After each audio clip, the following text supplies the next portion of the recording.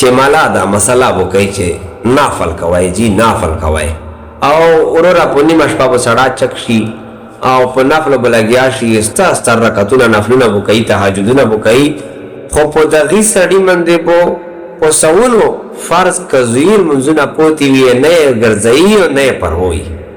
السلام علیکم ورحمت الله وبرکاتہ. ملګرو زه تو خپل اورور مفتی عبد الله خواجه دینو میمن دیمو درې وړه ټیک ټاک او فیسبوک او یوټیوب پلیټ فارم موجود دي. دا فالو او سبسکرایب کړئ. دغه چې کومه مسالې مخې ته د ترتیب غلې کوي شیر کوي کمنټ هپو کوي ځکه د دې سره هغه نور خلکو ته راسي چې څومره ډیرو خلکو ته ورسي تاسو به ثواب ډیر پکې کی. دا یو مسله یو ملګری پوښتنه دو چې را موږ ملون دا ډیر ضروري کوي چې نافل کوي خو لیکن د کزویل منځونو ګرځونې په باره کې چا وسره سينه وي کچېره په نافل المنځمه د موږ دغه کزویل منځونه مخکدا شي بیا خو صحیح دو او کني مشته د دې مسلې صحیح حل وشه. نو ارسای چې دا مسله موږ فقه حنفي په معتبر کتابونو کې شاپ تفصیل سره نو د فقه حنفي یو معتبر کتاب دا فتاوا شامی جلد نمبر 2 صفحه نمبر 74 کې علامه ابن عابدین رحمت الله علیه ډېر په صراحت سره لیکلي دي چې الاشتغال بقضاء الفوائد اولا واهم من النوافل الا السنن المعروفه.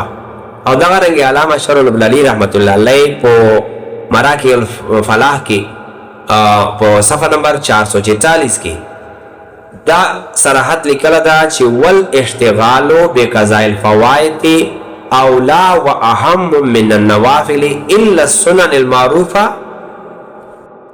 لان القضاء فرض والنفل تبرع والفرض اهم من التبرع. د دې پورا عبارت تفصیل دا چې کچېره د چا په ذمه باندې کزوی المنځونه پوتی وی اغه سړی ته پچار دي چې نفلو باندې مشغول کیدنه په بجای اغا خپل کزوی المنځونه روګرځي ځکه چې نفل چې کوم دي د اغه ادا کوون نفل دی او د ثواب چار دو او فرض چې کوم دي دا خو د من یو قرضا پوته دو چې اغه ادا کوون اغا په د من لازم او فرض دي. کوم سړی نه چې نفل پوتی شي قیامت کې یې څه پکړ نشته دا او کای چا په ذمه فرض المنځونه پوتی وي د پرېشلې وي او کزینه ګرځولي په هغه مدته سخت عذاب او سزا ملويږي. مې دی وځي نارسه په چا باندې ها چې کزین منځونه پوتی وي ټول نه اول اغا د نفل ټیم ها کزین منځونو تیر کوي چې اغا کزین منځونو ذمه ختم شي او بیا غي نه پاست خپل نفل چې کوم سلسله وا اغا سي جاری سوتای. الله پاک ته مشته صحیح دین از د کوونه او په دې باندې عمل کوونه توفیق نصیب کی. واخر دعوانا الحمد لله رب العالمین. السلام علیکم ورحمت الله وبرکاته.